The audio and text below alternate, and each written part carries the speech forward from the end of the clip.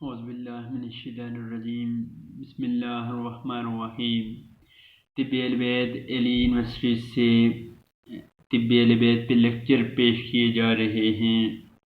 آج ہم وہ چیز بتائیں گے جس کے بعد اللہ کے پیارے نبی صلی اللہ علیہ وآلہ وسلم نے فرمایا کہ کسی بھی طبیب کی ضرورت نہیں پڑے گی۔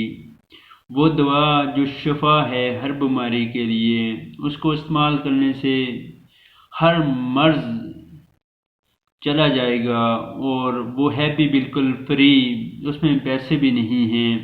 وہ آب نسیاں ہے، بارش کا پانی جو مخصوص مہینے میں برستا ہے، جس کو نوروز کہتے ہیں۔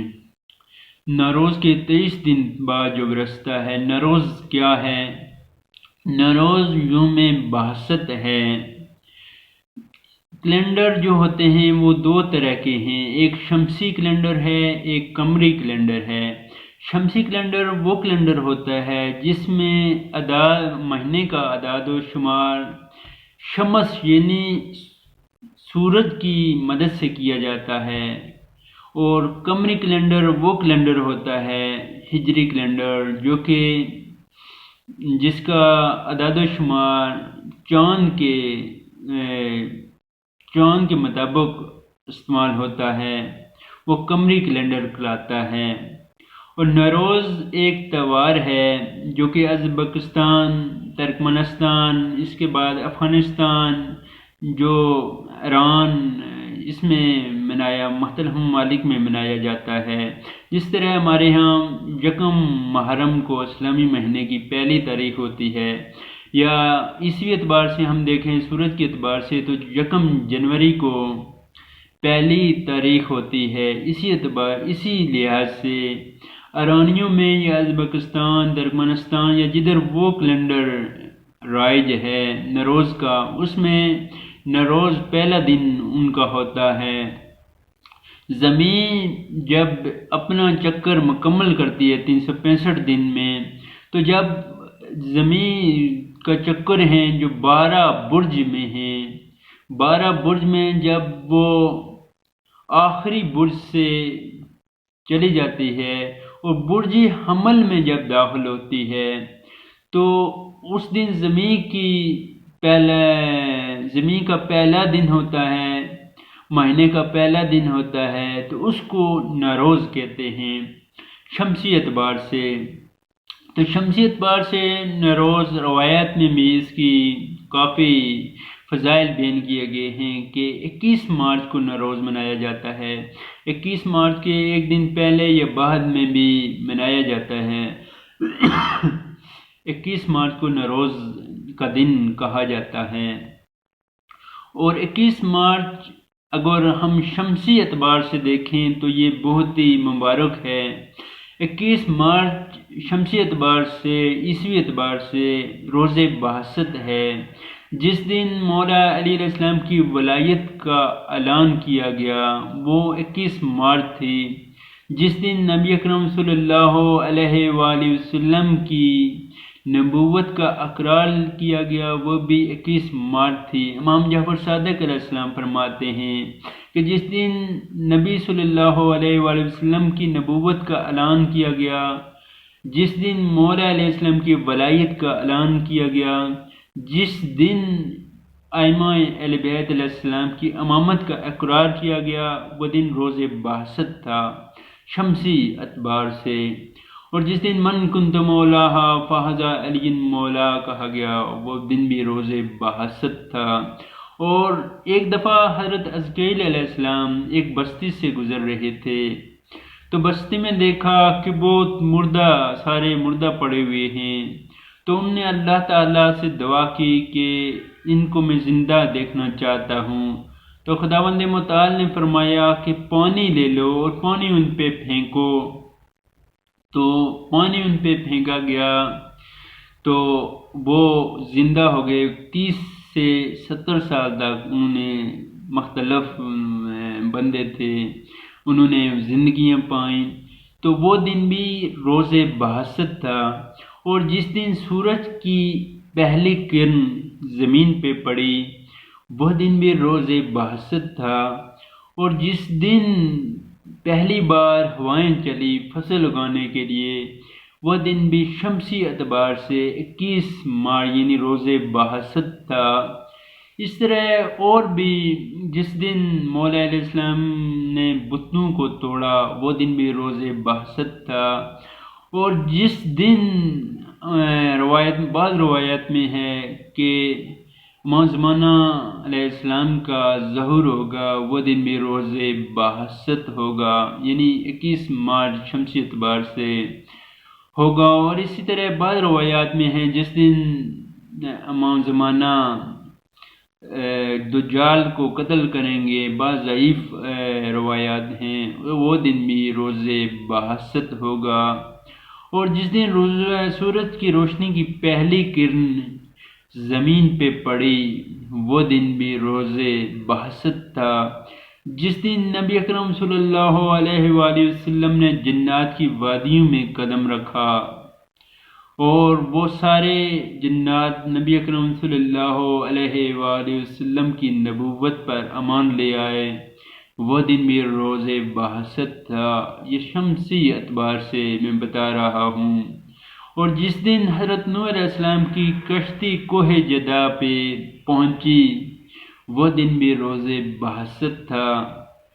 اس طرح روز بہست کو بہت ہی فضیلت ہے شمسی اعتبار سے، لیکن ہم جو تہوار مناتے ہیں وہ قمری اعتبار سے مناتے ہیں، ان کے بھی بہت فضائل ہیں، الگ فضائل ہیں، بہت زیادہ ہیں، لیکن جو شمسی اعتبار سے میں آپ کو بتا رہا ہوں نوروز کے فضائل بعض روایات اہل بیت میں ہیں وہ بھی بہت ہی زیادہ ہیں۔ تو نوروز کے 23 دن کے بعد یہ جو کتاب ہے نوائے الصالحین سلطان محمود کی ہیں، انہوں نے بھی یہی فرمایا کہ بارش کا وہ پانی جو نوروز سے 23 دن کے بعد ماہ نسیاں شروع ہونے پر 30 دن کے اندر اندر برسے آب نسیاں کہلاتا ہے۔ اسی طرح شیخ عباس قمی نے مفاتیح الجنان میں فرمایا کہ جو پانی نوروز کے 23 دن کے بعد برسے 30 دن کے اندر اندر وہ نوروز کہلاتا ہے۔ نوروز 21 مارچ کو منایا جاتا ہے، 21 مارچ جو کہ شمسی اعتبار سے ہوتا ہے۔ 21 مارچ کے بعد یعنی 23 دن کے بعد شروع ہوتا ہے، تو موجودہ ہم حساب لائیں تو 14 اپریل سے لے کے 13 مئی تک 14 اپریل 2019 سے لے کے 14 اپریل 2019 سے لے کے 13 مئی 2019 تک جو بارشیں ایک مہینے میں ہوں گی وہ آب نسیاں ہیں، ان کو اکٹھا کیا جائے بہت زیادہ فضائل ہیں، لیکن یہ ہے کہ چونکہ آلودگی زیادہ ہوتی ہے اور فیکٹریاں ہیں یا فضا آلود ہے، اس کے لیے یہ کریں کہ 2 گھنٹے یا تو یہ ہوتا ہے کہ بعض اوقات بارش بھی 2 گھنٹے نہیں ہوتی تو کم از کم آدھا گھنٹہ انتظار کریں، آدھا گھنٹہ جب بارش برسے اچھی طرح برس جائے اس کے آدھا گھنٹے کے بعد پانی اکٹھا کریں، کیونکہ جب بارش برستی ہے تو بہت سی جو آلودگیاں ہوتی ہیں کچرا وغیرہ دھواں گرد یا جو بھی ہیں تو وہ ایک بیٹھ جائیں، ایک دفعہ زمین پہ بیٹھ جائیں اور جو فضا ہے وہ صاف ہو جائے، تو جب جو بارش کا پانی ہے وہ نیچرل ہو جائے یعنی قدرتی ہو جائے، اس میں جو آلودگی ہے وہ ختم ہو جائے، تو اس کے بعد وہ پانی اکٹھا کریں، تو وہ ہر بیماری کے لیے شفا ہے۔ امام جعفر صادق علیہ السلام کے پاس ایک بوڑھیا آئی اور فرمایا کہ مجھے ڈاکٹروں نے شراب کا کہا ہے کہ شراب پیوں، تو آپ کیا تجویز کرتے ہیں۔ تو امام جعفر صادق علیہ السلام نے فرمایا کہ میں تمہیں وہ چیز بتاتا ہوں جس کے بعد کسی دوا کی ضرورت نہیں ہے، تو آب نسیاں استعمال کرو 5 دن کم سے کم۔ تو لیکن آب نسیاں ہے جو بارش کا پانی جو برسے گا 14 اپریل سے لے کے 13 مئی تک، اس پہ امام جعفر صادق علیہ السلام فرماتے ہیں کہ 70 بار سورہ الحمد پڑھیں، الحمدللہ رب العالمین پڑھیں، 70 بار پوری سورہ پڑھنی ہے۔ تو اس کے بعد 70 بار آیت الکرسی پڑھیں، تو اس کے بعد 70 بار 4 کل ہیں جو وہ پڑھیں، اور 70 بار سورہ قدر انا انزلناہ فی لیلۃ القدر پڑھیں، 70 بار اللہ اکبر پڑھیں، 70 بار لا الہ الا اللہ پڑھیں، اور 70 بار صلوات پڑھیں، اس کے بعد استعمال کریں۔ امام جعفر صادق علیہ السلام فرماتے ہیں اگر کوئی مریض یہ 7 دن ہر روز صبح و شام استعمال کرے تو اس کے جسم میں جتنے بھی درد ہیں، ہڈیوں میں جتنے بھی درد ہیں وہ ختم ہو جائیں گے، اس سے شفا نصیب ہوگی۔ تو جس عورت کو یا جن کو اولاد نہیں ہو رہی ہوتی، اس کے لیے امام جعفر صادق علیہ السلام نے فرمایا کہ یہ پانی اس نیت سے استعمال کریں تو انشاءاللہ اولاد ہوگی۔ اگر کسی کے دانت میں درد ہے وہ دانت درد کے لیے استعمال کرے، دانت درد سے نجات ہوگی۔